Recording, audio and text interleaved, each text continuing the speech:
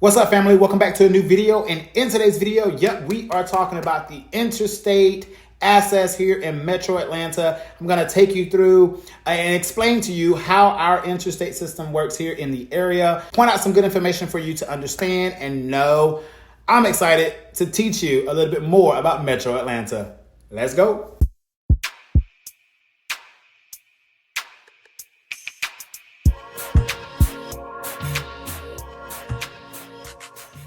All right, ladies and gentlemen, if this is your first time here, allow me to say hello and introduce myself. My name is Raymond, and I am a real estate broker here in Metro Atlanta. I work with buyers and sellers that are looking to relocate to the area, as well as buyers and sellers that are already here. So if you're already here, I can help you, all right? You do not have to move here for me to work with you. Now, I only work with buyers and sellers. So currently, I do not offer rental services at this time. I do have colleagues that I can refer to you that do offer rental services. So you can still reach out, but you will not be able to work directly with me, all right? So with that being said, all of my contact information should have been flashing on the screen and can always be found in the video description below. So if you need my assistance, feel free to reach out to me. And I would love to work with you. All right. So again, what we're going to talk about in today's video, I'm going to jump into my computer screen. Literally, I'm going to jump into the screen. So I'm going to be down in your lower thirds. The map is going to be up and we're going to look at the Google Maps and talk about some of the differences here on our interstate access and how our system works when it comes to orientation, north versus south, east versus west, all of that stuff. So you're in for a treat if you're really looking to learn about this area. So without further ado, let's jump into it. All right, y'all. So here we are. We're on the map. I may not be making eye contact with you. The whole purpose of this video is to show you around here in Metro Atlanta to discuss the differences between our interstate access and highway travel, state route, if you will, travel. So that's what we're going to try to accomplish today. So this is a learning video. So let's start learning. All right, y'all. So we're in here. Let me get my pen ready because I want to take you through. All right. So the first thing I want to teach you is how do we determine north versus south here in our area of Metro Atlanta? We do have a landmark, and that landmark or that point is Interstate 20. And that interstate runs east to west. All right. So Interstate 20 is our boundary between north and south. So if someone is saying, I am in North Metro right now, they are north of Interstate 20. Vice versa, south of Interstate 20. All right. That is really, truly fundamental to understand how our city is laid out. Or, sorry, step back. Our metro area is laid out. All right. Now, another thing to understand is Georgia has a lot of state routes, okay, similar to other states. However, if you're watching this and you're international, all right, some people may not be aware of how roads are constructed or the difference between an interstate and a highway because you're coming from other countries, all right? So let's talk about that right now. So interstate access in the United States, this is general. They are going to be handled, managed, constructed by the federal government. And they are called interstates. And the reason they're called interstates is because they will take you to different states. All right, they will take you from one state to the other. So let's just zoom out at a macro, at a macro level here to show you in large scale. All right, so interstates are all of these little blue signs. All right, and they are exactly what they're called, interstates, and they can take you straight from it. So let's take a look at this one here for an example. Interstate 20 takes us from Birmingham, Alabama, which is another state, to the state of Georgia, Atlanta. All right, so that is the difference. Now, looking at state routes, let's go ahead and drill into a state route here in Atlanta. One state route we're going to look at is State Route 154, for an example. All right, 154 takes us into Atlanta and beyond. All right, let me go ahead and zoom out. It may be a little hard to follow. I got to lose my pen to zoom out, but I'll bring it back. So let me see if I have any other tools in my arsenal that I can use. twos. I don't see any other twos in my arsenal. So I know where it is, so I'm going to trace it for you out, okay? Because I am a native. I know these things. All right, so this is a state highway, okay? Constructed by the state of Georgia, maintained by the Georgia Department of Transportation, all right? Um, there you go. So you see that highway or this state route can take us from downtown Atlanta all the way through a city by the name of Snellville, through Loganville, through Monroe. All right. So living here in Georgia, Metro Atlanta specifically, you will have a combination of interstates and state routes. Okay. Now, which one should you travel? Which one should you kind of prioritize? My answer to that question is interstates. And here's why. Interstates are going to be faster speed and it's going to get you to where you're trying to go sooner, right? However, if you're commuting in a busy, congested area or route, then sometimes it may be best to take a combination of interstates and highways, all right, or state routes. All right, so let's move right along to understanding the difference between Interstate 85 and 75, right? And to talk a little bit more too about why Atlanta, the city of Atlanta, has sometimes some congestion issues. Why is there traffic in downtown Atlanta? So I'm going to show you some issues that we have here, not necessarily issues, but some reasoning here when it comes to Interstate 75 and 85. All right, here we go. All right, so first things first, the way I want to lay this out is as follows. Let's see. Well, let me zoom out a little bit more to give you some more context, okay? And you really got to follow the screen, all right? If you're liking the value so far that you're getting from the video, go ahead and hit the like button. This is to teach you, right? Really educate you on our roads and our interstates, essentially. All right, so this first interstate that I'm going to highlight is going to be Interstate 85, okay? And I'm going to show you a little bit of how it flows. I'm going to try to do it nice and neat. All right. Oop, I kind of cut a little bit there, but it's okay. All right. The next route that I'm going to bring you into is going to be Interstate 75. And I'm going to change the color to this one to blue. All right. To show you the contrast. Okay. All right. So we coming up here, coming through. And there is a meeting point, okay? So there is a meeting point where these two interstates come in together. They merge roughly, well, in the city limits of Atlanta, near the southeast portion of Atlanta, towards the Cleveland University Avenue area, all right? Which is going to be Lakewood, West End, if I'm giving you neighborhood names, but community names. But anyway, southeast Atlanta Metro, this is where the conversion happened between Interstate 75 and Interstate 85. That is why this stretch, okay, we're going to make this one yellow. This stretch right here is crazy, all right? That's where your traffic is in Atlanta majority of the time, especially your daily commutes. And then we see something else happens here. It it goes back off or go in its own direction. So 75 goes up to the west, and then 85. Oh, I changed the colors. I just realized I changed the colors. All right, let's go back. Let's keep it together here. All right. So this is 75, and it's going up, and then 85 goes to the east. Okay. So it breaks off again after the city of Atlanta. So why in the world did they do that? I don't know. You got to ask the ancestors. But that is the way it was constructed. And that is why there's a lot of traffic in the downtown or the city limits of Atlanta usually. All right. So now let's see if we can zoom. I wish I could keep the markings, but I can't. All right, so what I want to show you now is another note that I'm going to flash here at the bottom of the screen, and it is the fact that 7585 runs north and south, okay?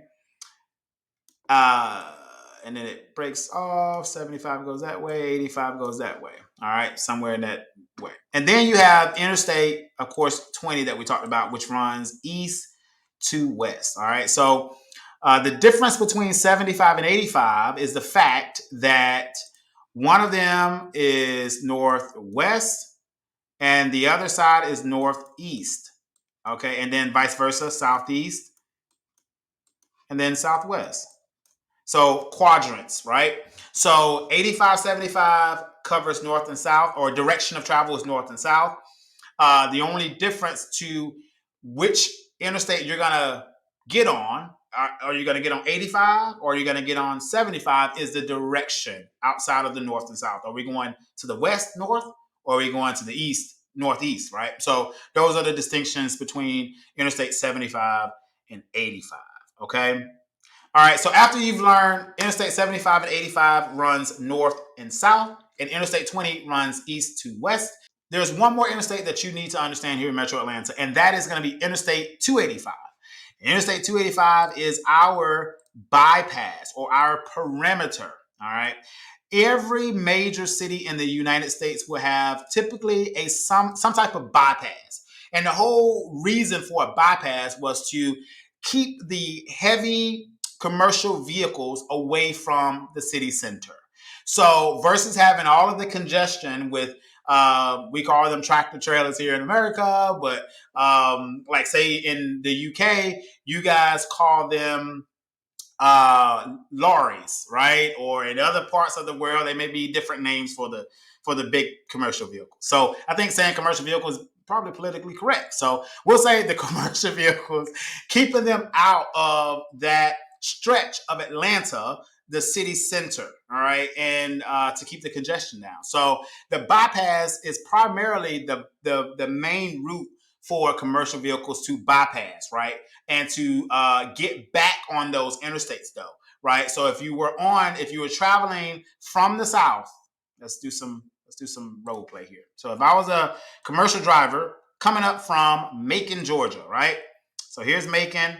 The nearest interstate to Macon is, I know it's a little convoluted with the zoom out that I'm in, but it's Interstate 75. So if I'm coming up to Atlanta and I'm hauling a load up to Atlanta from Interstate 75, I'm going to get to Interstate 285. And if I do not have a shipping order, okay, now this is getting logistically, like this is getting in the weeds, like Georgia Department of Transportation laws and all that crap. But technically, if you do not have a order or a bill of landing to deliver that load in the city center or somewhere in the city limits, you are supposed to take that bypass around. You can choose whichever direction, and likely it will probably be this way, but whatever way. And say, for instance, you still needed to go to Tennessee, which is 75 north. You would go around the bypass and come back up and join 75 and continue on with your journey as the commercial driver. So that is how the bypass is used here in the city or metro area of Atlanta. So I'll get you a little closer. So those are essentially the four major road interstate services that we have here. 75, 85, 20, and 285. Now, there are some small little shortcuts, okay, in our infrastructure here in Metro Atlanta. And if you're on the south side of the metro area, which is where? South of Interstate 20, you may find Interstate 675. And I want to talk a little bit about 675 because I really like 675. I used to live in Ellenwood way back in the day. I haven't been that long, but I lived in Ellenwood and I used to frequent 675. All right, so I'm going to draw the little lime color. Hopefully it's not too bright to see. But that little color there, shortcuts. So for instance, if I was in Panthersville, right, and I wanted to go to Stockbridge versus me driving all the way around, we're going to change up the color, versus me driving all the way around 285, right, and then joining 75. Some wise person in some office within the federal government said that we'll give the state of Georgia a grant to build this new little shortcut. And we're going to name it Interstate 675. And there you have it. And so 675 is a shortcut. You will see these shortcuts in several different parts of Metro Atlanta. I'm going to identify a few, not all. but a few of them that comes to mind right off the bat. The first one was Interstate 675, which is South Metro. I'm going to zoom out and get you a better look at it. Not gonna leave you hanging. So here's 675. That's one of them. All right. The next one we're gonna look at is gonna be on the north side of Metro Atlanta, and that's gonna be 985. All right, Interstate 985. A little bit longer of a stretch, but similarly. Okay, and that's gonna be located right here in between Swanee and Flowery Branch. Also, Flowery Branch, for all you football fans, is where the headquarters for the Atlanta Falcons is.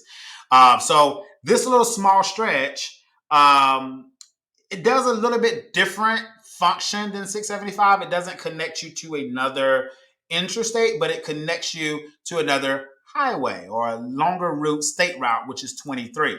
So I can get on Interstate 280. It comes off of Interstate 85.